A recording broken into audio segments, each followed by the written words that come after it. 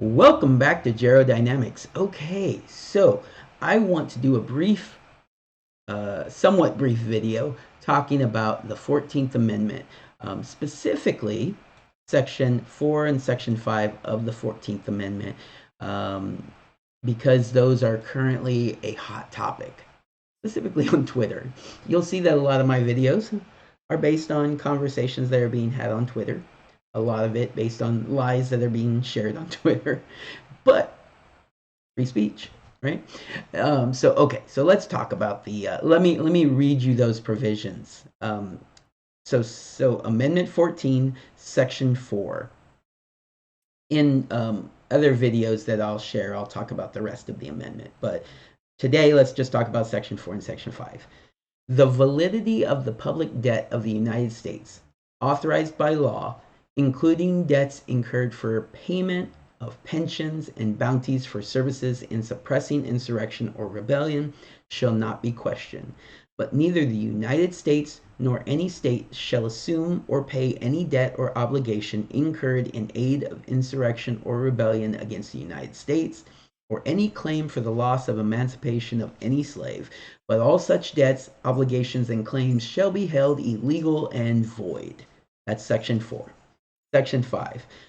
The Congress shall have power to enforce by appropriate legislation the provisions of this article. Now, there's other provisions in the article, but we're focused on that Section 4 provision. So let's talk about it. Currently, we are hearing a lot of left-wing extremists, left-leaning politicians, media, all the same, say that the president should invoke the 14th Amendment of the United States and pass a executive or write and sign in an executive order that just unilaterally increases the debt limit, the debt ceiling, so that we can pay our debts, right? That's what they keep saying. Well. So let's talk about it.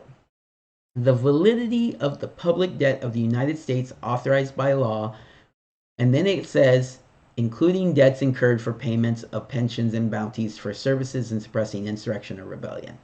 Let's just kind of like pull that out, throw that to the side, because basically, kind of like with the Second Amendment and how it says, because militias are necessary, the right of the people to bear arms shall not be infringed. And a lot of people try to say, well, you have to be in a militia then. No, that's not what it's saying. It's saying that this is one of the examples, right, of why you would need to have the right to bear arms. So you have the right to bear arms. Here, it is saying that this is one of the examples of debts that the United States could incur. And so because this is a debt that the United States could incur, the United States has the validity of the public debts of the United States as authorized by law, we'll get back to that, shall not be questioned. So these debts, when they are authorized by law, shall not be questioned. All debts of the United States, when authorized by law, shall not be questioned. I keep referencing that authorized by law thing. Okay, let's go. But neither to the United States nor any state shall assume or pay. Okay, so all of that section, that second section, is just saying that the United States doesn't have to pay debts that are incurred in the course of an insurrection or rebellion. So the United States is not responsible to pay for your debts if you incur any debts trying to rebel or have an insurrection or rebel against the United States. So yes, of course. Good. Let's move on. Okay. So, the main juicy part of this, the validity of the public debt of the United States, authorized by law, shall not be questioned. Then, Section 5, the Congress shall have the power to enforce by appropriate legislation the provisions of this article. Okay. So, if Congress wanted to go in and pass a law that says that the debt limit should automatically increase, I could see them saying that. I could see that being constitutional.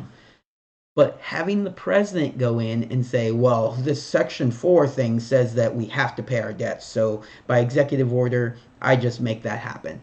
No, that's not what it says. It says the Congress shall have the power to enforce by appropriate legislation the provisions of this article. Congress, by appropriate legislation, provisions of this article.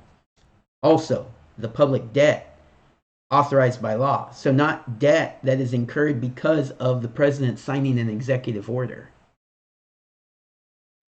Please stop saying this. The president cannot just unilaterally go in and say that the debt limit needs to be increased. I already discussed this in the default video that the debt limit does not need to be increased to pay this debt anyways. That's not an actual aspect of this. The debt limit increase has no bearing in the 14th Amendment of the Constitution. Paying our debt does. And since we do have tax revenues coming in, we are required to pay that debt. If we didn't have tax revenues coming in, then I would say, yeah, maybe we do have a requirement to borrow money to pay the debts. But if we get to that point where we're, only borrowing money, and only paying debts, and we can't pay our debts unless we're borrowing money, we have other problems, which we do. But that's a whole nother thing. But no, we have enough tax revenue coming in to pay our debts. That tax revenue has to go to pay the debts. Section 14 says that that's a requirement. Section 14 makes no mention of new debt for new spending. New debt for new spending is not a requirement. Okay? We're done. This is over. If they try to do this, it will go to the Supreme Court and they will lose. Then they'll cry about how, Trump packed the courts and that's why they lost. But no, this is not part of the 14th Amendment. And so what they need to do is they need to come to the table. They need to negotiate a debt limit increase. And even if they don't negotiate the debt limit increase, they need to make sure we do not default on our debts and they use current tax revenue to pay existing debts. So that means that new spending gets put on hold. That's what it means. We are not defaulting on our debts. New spending gets put on hold unless we can borrow money to pay that new spending or have enough tax revenue to cover it. That's why also another video I did about budgeting and using a priority budgeting system and doing a balanced budget is so important. We wouldn't be having any of these arguments if we had a balanced budget that didn't incur debt, which is the direction we need to move in. And slowly but surely, that's the direction we will move in. So, none of this crying about we have to pay our debts. None of this crying about he should just use the 14th Amendment. It's all phony. It's all lies. Yes, it is. All right, everybody. I hope you enjoyed this short little video. There was a 30+ minute video that I recorded, and I'm glad I did this one instead. All right, everybody, take care. Have a good day.